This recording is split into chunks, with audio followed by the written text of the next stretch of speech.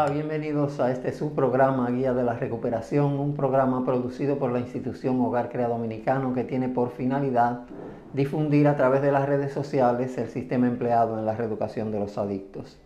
Este programa contiene información útil para familias, para jóvenes, para estudiantes y para todo público en general. Hoy vamos a dedicar el programa a resumir el libro Sobriedad.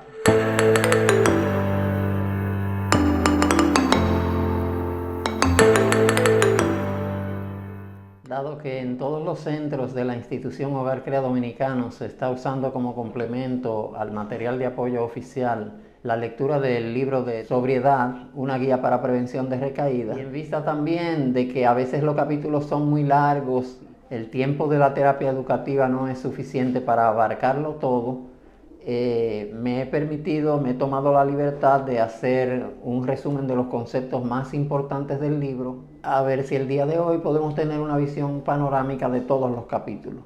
Empecemos por la introducción, que tiene información muy importante. Los autores Terence Gorski y Merlene Miller, y el libro recoge la experiencia de Gorski, que entró como pasante en el Hospital Grant de Chicago, y por ser nuevo le asignaron muchísimos pacientes de bajos pronósticos, o sea, pacientes que no tenían mucha probabilidad de éxito en su recuperación. Era un hospital en donde se trataban a los alcohólicos. Él observó que estos pacientes, a los cuales le llamó recaídos frecuentes, tenían mucho conocimiento de la consejería tradicional y se consideraban ellos mismos irrecuperables. Resistían la confrontación y resistían todos los tipos de tratamiento porque estaban acostumbrados a autocastigarse debido a que su autoestima era muy baja y tenían mucha tendencia a la depresión. Entonces, lo que hizo fue abordar el problema desde otro ángulo. Trató de reconstruir todas las historias de recaída de estos pacientes y a lo largo de la recopilación de 118 historias empezó a notar una serie de factores comunes en todas las recaídas. Entonces recolectó 37 señales de alerta de recaída y cambió la intervención que le estaba haciendo a los pacientes de orientación clínica a prevención de recaída. A la aplicación de su teoría en rehabilitación la llamó planeación de prevención de recaídas. Y el objetivo de sistema de abordaje era el identificar las 37 señales de alerta, interrumpirlas y revertirlas, lo que es la base de la prevención de recaídas en todos los programas de recuperación.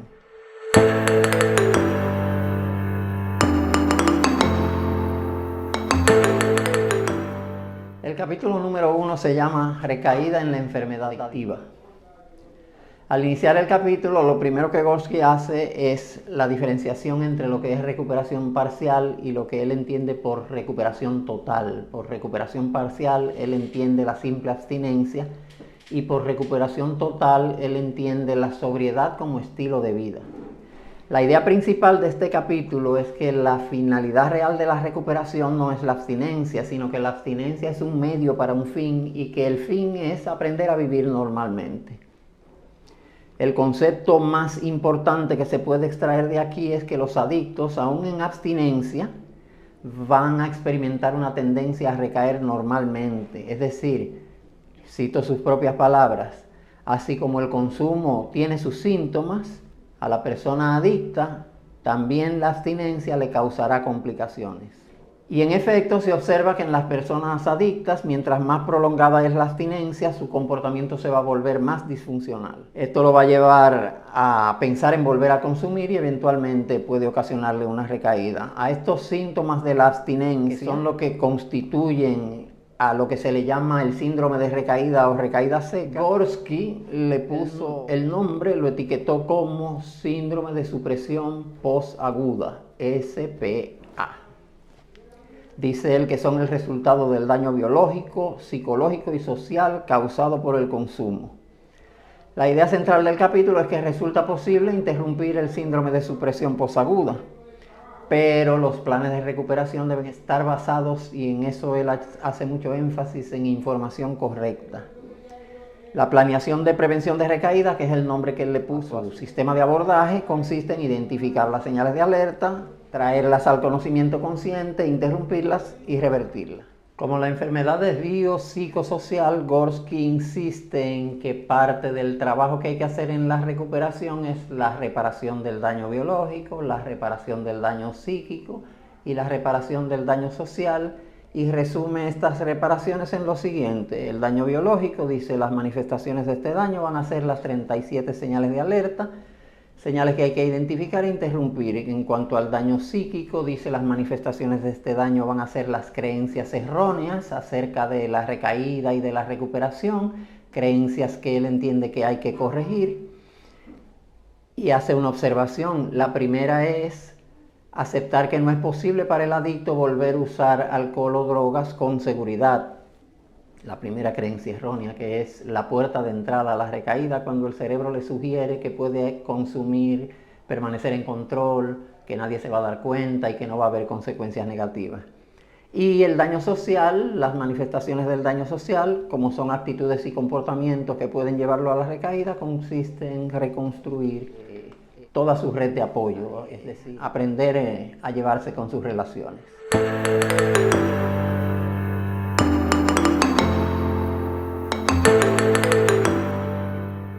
En el capítulo 2 se titula Enfermedad adictiva. El doctor Gorski dice: las drogas producen cambios en el estado de ánimo porque alteran la química del cerebro.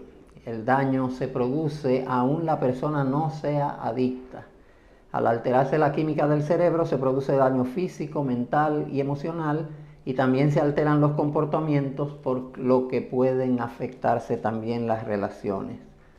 La magnitud del daño va a depender de la droga, de la frecuencia de consumo, de la persona y de las circunstancias en que consume. Clasifica las drogas por sus efectos en estimulantes, sedantes y alucinógenas. Agrega también narcóticos. Y luego enumera las características de la enfermedad, que ya las hemos mencionado en otros videos. En cuanto a la característica de que es primaria, dice que las personas se vuelven adictas por razones físicas. Es decir, hay un daño en la biología del cerebro. En cuanto a progresiva, dice que el consumo habitual va creando tolerancia, que desemboca en la dependencia, y luego viene el síndrome de abstinencia, que ya lo hemos visto en otros videos. En cuanto a lo de obsesiva compulsiva, dice que la obsesión y la compulsión hacen que el adicto no sea completamente libre a la hora de elegir volver a consumir, ya que no puede resistir el impulso. Creo que esta es la idea principal. Y la obsesión le causa el problema de que no deja de pensar en el objeto de su adicción debido a los síntomas de la supresión. Dice con sus propias palabras: en este punto el adicto consume para calmar el dolor que le causa no consumir. La vida del adicto en este nivel se centra en la búsqueda de la droga, usarla, recuperarse de haberla usado y volver a usarla. El famoso circuito de consumo, la serpiente que se muerde la cola. Dilusoria dice que la negación es parte de la enfermedad y que la negación va a bloquear la motivación para la recuperación. Y en cuanto a crónica, lo que advierte es que porque la enfermedad no se cura, es imposible para el adicto recuperado volver a consumir y ser capaz de mantener el control. En cuanto a los tips que da para la recuperación, dice: para reparar los daños físicos es importante la desintoxicación, el ejercicio, la alimentación y afrontar los síntomas de la recuperación posaguda, el spa. Para reparar el daño psicológico, dice que hay que cambiar las creencias erróneas, y aquí vuelve, insiste sobre lo que dijo en el capítulo anterior. Y para reparar el daño social, conseguir un estilo de vida no concentrado en las drogas, en base a los cambios de actitudes y comportamientos.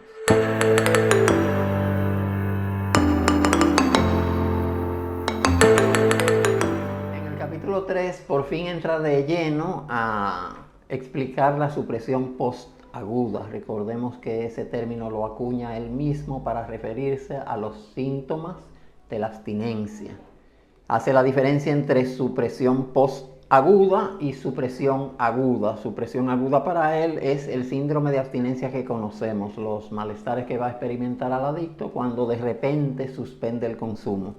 Y sobre el síndrome de supresión postaguda, SPA, dice: síntomas que aparecen después de superado el síndrome de abstinencia y como resultado de no estar consumiendo drogas. Entiendo que en cuanto a novedad, el libro ofrece como conocimiento que la abstinencia va a crearle problemas tanto o más al adicto y los síntomas de la abstinencia van a dificultar muchísimo su recuperación. Dice, el síndrome de supresión posaguda es el resultado del daño causado al sistema nervioso por el consumo reiterado de drogas, combinado con el estrés de tener que enfrentar la vida sin poder consumir.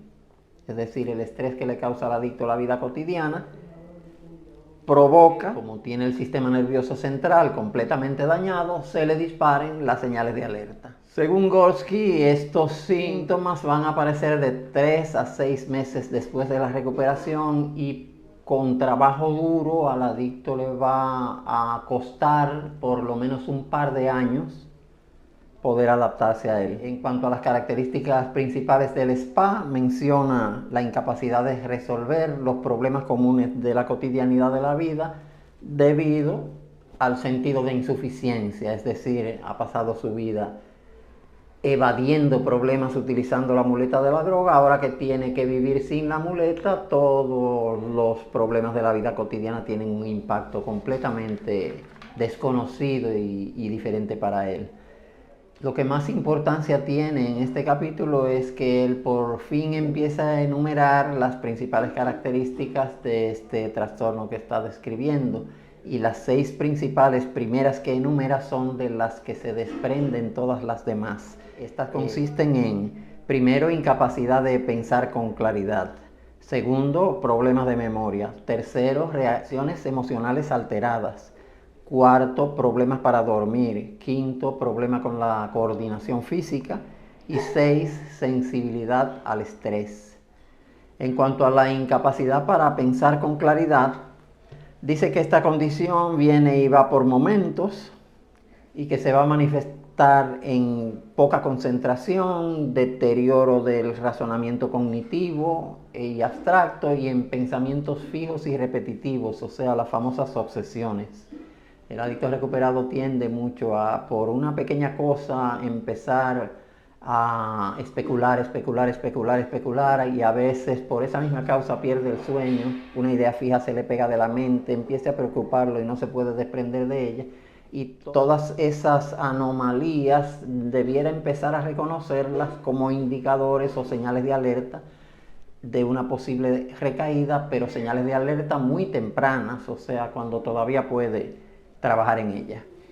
En cuanto a los problemas de memoria, dice que la importancia que tiene es que los aprendizajes nuevos no lo puede retener, y por supuesto esto va a dificultar el crecimiento del carácter. En cuanto a las reacciones emocionadas alteradas, dice que a veces sobrereacciona y a veces no siente nada, y a veces cambia de un estado de ánimo a otro con mucha brusquedad, con suma rapidez.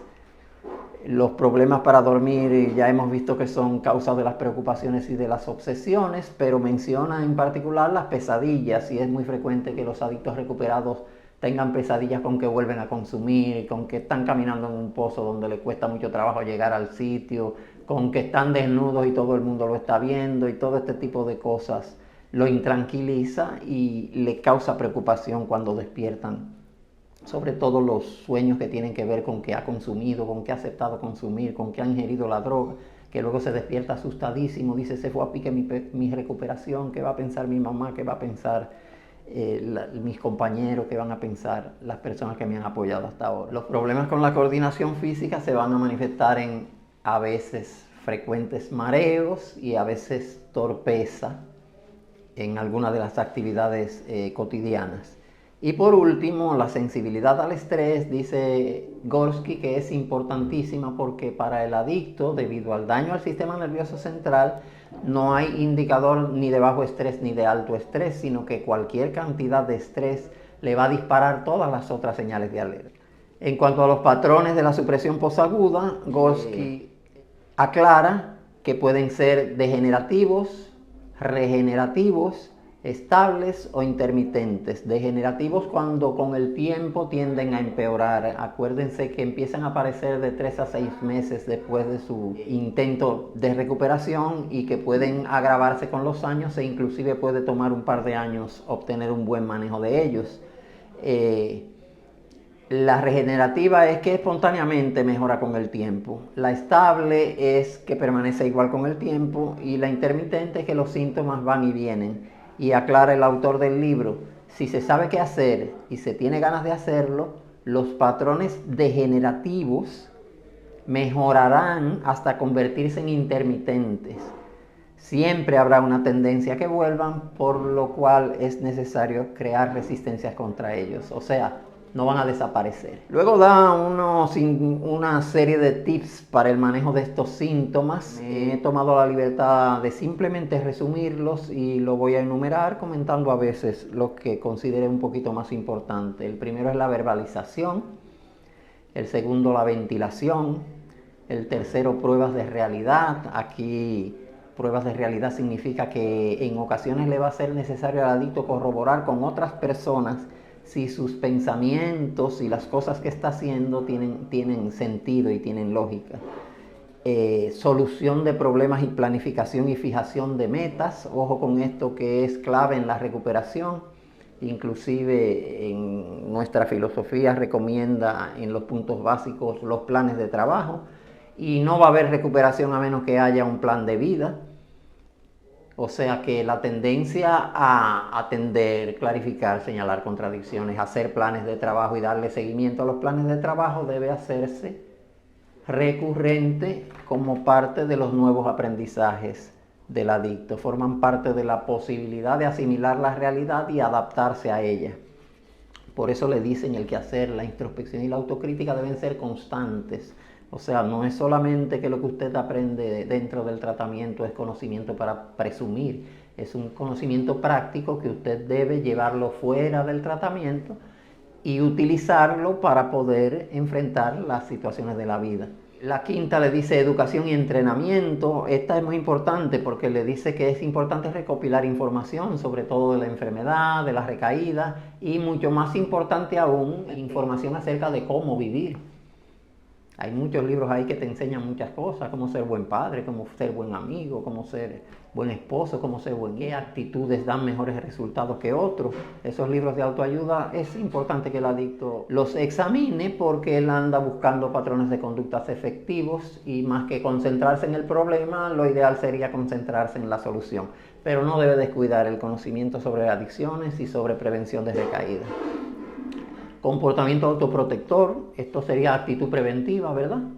Dice, él debe identificar fuentes de estrés y luego cambiarlas, evitarlas, modificar la reacción ante ellas o aprender a interrumpirlas. Aquí esto tiene que ver con el problema de la oración de la serenidad, de diferenciar lo que puedo cambiar de lo que no puedo cambiar. Dice, después que identifique las fuentes de estrés, si las puede cambiar, las cambia. Pero si no las puede cambiar, las puede evitar o modificar la reacción ante ellas o aprender a interrumpir esas reacciones. La mayor parte de los manejos que una persona puede hacer para enfrentarse a la realidad tienen que ver con lo que está a su alcance, y lo que más está al alcance de cualquier persona es el manejo de su propia identidad, de su propia personalidad, de los componentes de su personalidad, el talento, los temperamentos, los talentos, etc. La nutrición no se puede quedar atrás, parte de la vida equilibrada y parte de poder recuperar la salud física. Acuérdense que hay un daño biológico. El ejercicio físico, recuerden que en los problemas de salud la prevención primaria y la prevención terciaria son lo mismo, es decir, las medidas que se toman para evitar un problema de salud normalmente son las que deben tomarse para recobrar la salud si ya se ha perdido. Y el ejercicio físico, la buena alimentación, agua, vida equilibrada, trabajo estable, hobbies, recreaciones, involucrarse en aprendizajes que tengan que ver con su crecimiento personal, todas esas cosas ayudan a recobrar la salud general. Relajación, menciona que hay muchas cosas que uno voluntariamente puede hacer para relajarse: oír música, hacer ejercicios de respiración, meter los pies en el agua, conseguir quien le dé unos masajes. La espiritualidad, que no se puede dejar de lado, la entiende Gorski como creer en un universo ordenado y benévolo. Es decir, para esto no hay que especular demasiado ni darle mucho trabajo a la razón. Cuando usted mira las cosas se da cuenta que están inteligentemente hechas y, como dice algunos versículos de la Biblia, que Dios no ha puesto ninguna criatura para hacerla mal pasar, sino que a cada una ha procurado satisfacerle su necesidad, por lo que uno debe valer más que esos pajarillos, dice el Señor Jesucristo. Y por último, la vida equilibrada, que nunca se va a quedar. O sea, una variedad de actividades que se complementen entre sí. Ese es el capítulo 3.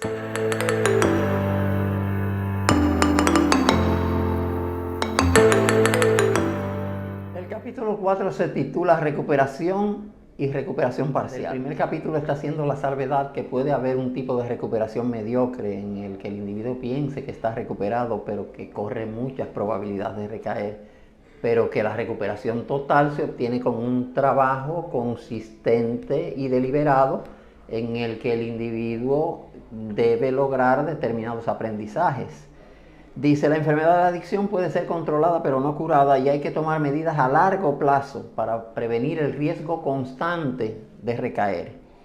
Pero que la recuperación verdadera, aclara, tiene que ser evolutiva, y entonces ofrece lo que él encierra entre paréntesis con las siglas MER, el modelo evolutivo de la recuperación. El modelo evolutivo de la recuperación tiene pintas de que para cualquiera que lo practique puede tener mucho éxito, porque simplemente se trata en hacer ejercicios graduales desde lo más simple hasta lo más complejo, en el que el individuo vaya progresando en las tareas básicas que van haciendo de su vida cada vez más rica, cada vez con más sentido. El modelo evolutivo de la recuperación tiene 6 fases, y en cada fase hay una meta principal que más o menos hemos resumido de la siguiente manera. La primera fase es el pretratamiento. En el pretratamiento, la meta principal sería que el individuo acepte la enfermedad y acepte el hecho de que el consumo le deteriora cualquier intento de vida productiva. Eso es fundamental, que el individuo entienda que eso es un problema. La segunda fase sería estabilización. La estabilización la va a conseguir, por supuesto, con la abstinencia. Ya nos dijo que la abstinencia, si bien no es la finalidad, es el requisito principal, es el medio para lograr cualquier otro fin. Además de la abstinencia, debe lograr el control del juicio y el control de su comportamiento. La tercera fase es la recuperación temprana, y aquí la meta es, cito sus propias palabras, ingresar a un programa estructurado de apoyo para ensayar un modelo de vida organizada y protegida. La recuperación temprana es lo que estamos haciendo nosotros ahora en los hogares, ensayando un modelo de vida organizada dentro de un ambiente que nos mantiene protegidos. Recuerden que la institución lo que le brinda es el ambiente para que usted haga su trabajo de recuperación, porque usted es el responsable de su vida y de su muerte. Si usted está haciendo el trabajo o no, eso es cosa suya. El equipo clínico solo se encarga de establecer los lineamientos, pero no es la institución que va a curarlo a usted. Usted tiene que hacer su trabajo.